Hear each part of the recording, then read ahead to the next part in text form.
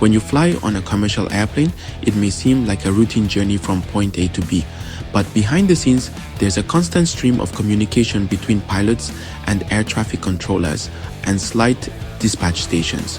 While much of this communication sounds formal and structured, there are special codes and phrases that carry precise meanings, often used to convey emergencies, requests, or important status updates.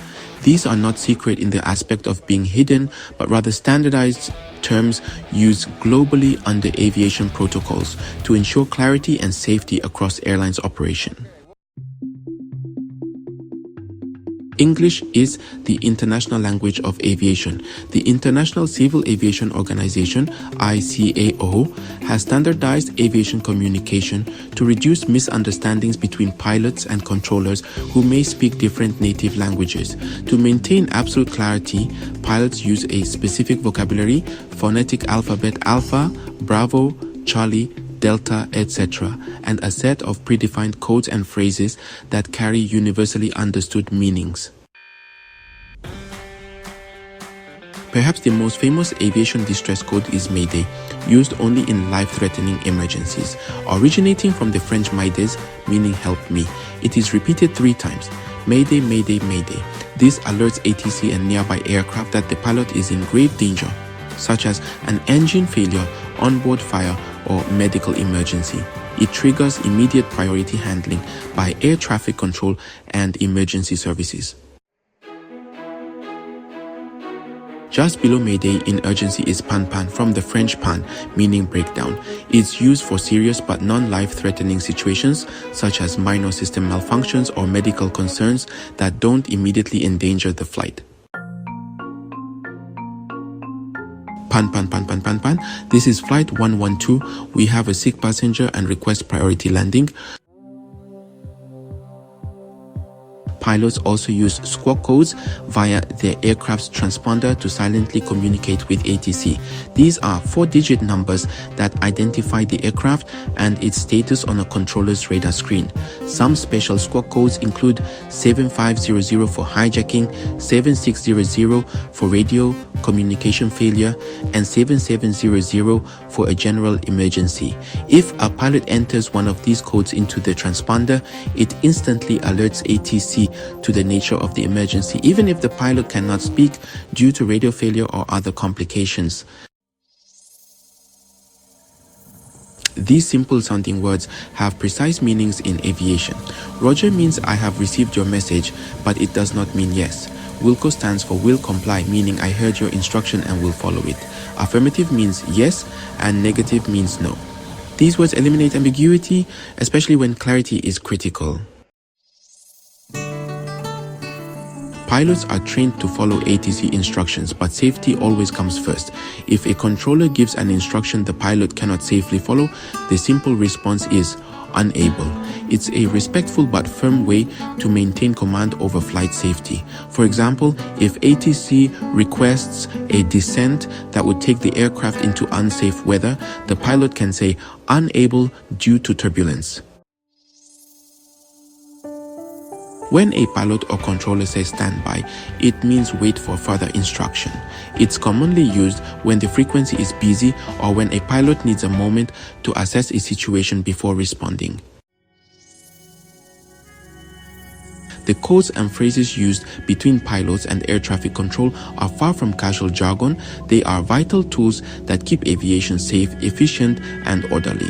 From distress calls like Mayday to discrete digital codes like 7700. These clearly established communication methods enable all individuals in the air to understand one another effectively, regardless of language or location. They might sound cryptic to passengers, but to aviation professionals, they speak volumes in just a few words. Thank you for watching. Please give us a thumbs up and subscribe for more related aviation videos. We will love to know what you think in the comment section.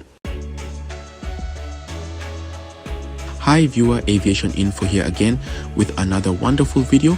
We are Africa's #1 aviation YouTube channel, and we always bring you the best aviation content. In our today's video, we will talk about landing an aircraft in zero visibility, landing an aircraft in zero visibility where the pilots cannot see the runway or surrounding environment. It is one of the most technically demanding scenarios ever in aviation. It might sound terrifying to a passenger, but thanks to decades of technological advancements, standardized procedures, and rigorous pilot training, it is not only manageable, but also remarkably safe. This video explores how pilots are able to land planes in zero visibility using instruments, automation, and coordination with air traffic control. Zero visibility typically refers to conditions where fog, snow, rain, or darkness makes it impossible for pilots to see the runway or terrain outside the cockpit. In aviation terms, these conditions fall under instrument meteorological conditions, where flight is conducted using only instruments rather than visual cues. When visibility is severely reduced, especially to the point where even the runway lights are obscured, pilots rely entirely on onboard instruments and automated systems to land the aircraft. These procedures fall under what's known as Category 2 and Category 3 instrument landing system approaches. The ILS is the primary technology that enables pilots to land in low or zero visibility. It's a ground-based system that uses radio signals to provide lateral and vertical guidance to the aircraft. For the ILS, we have three categories: Category 1, 2, and Category 3. Pause, 2Cs. The third category allows for zero visibility landings and taxiing, though not commonly practiced due to ground safety concerns. Modern commercial airliners like the Boeing 777 or Airbus A350 are equipped with Autoland Systems. These systems take control of the aircraft during the final stages of the approach and landing, and in some cases, even during rollout on the runway. Autoland works in tandem with the ILS. Once engaged, the system aligns the aircraft with the runway, adjusts its descent, flares just before touchdown, slightly lifting the nose, and can even apply the brakes and deploy reverse thrust. This entire process can occur without the pilots ever seeing the runway. However, pilots are not simply bystanders during an autoland. They monitor every step, verify data inputs, and are ready to take control at a moment's notice if something doesn't go as planned. Even with all this technology, there are strict rules to ensure safety. One key concept is the decision height, a specific altitude above the ground where the pilot must either see the runway or execute a missed approach, also known as a go-around. In zero visibility landings using Category 3 systems, the decision height may be extremely low or even non-existent, allowing for a fully automated landing. But if any part of the system fails, or if runway conditions are not met, the pilots must abort the landing and climb out. Not every airport and not every aircraft is certified for zero visibility landings. Pilots must undergo special training and regular simulator sessions to maintain proficiency in low visibility operations. The aircraft and airports must also be equipped and certified for Cat 3 procedures. Airports must maintain precision approach lighting systems, runway centerline lights, low visibility taxi routes, and standby power in case of outages. ATC plays a crucial role during low visibility operations. They ensure separation between aircraft, provide precise guidance, and manage spacing on the ground where taxi visibility may also be compromised. At some airports, ground radar systems help controllers see aircraft movements when pilots cannot.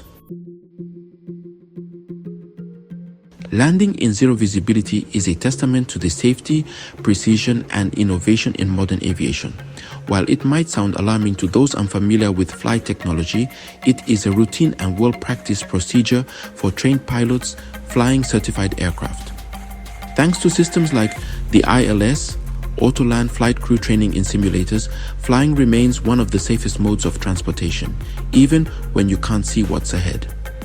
Thank you for watching. Let us know your thoughts in the comments section. If you are still new to my channel, please kindly subscribe for more related aviation video.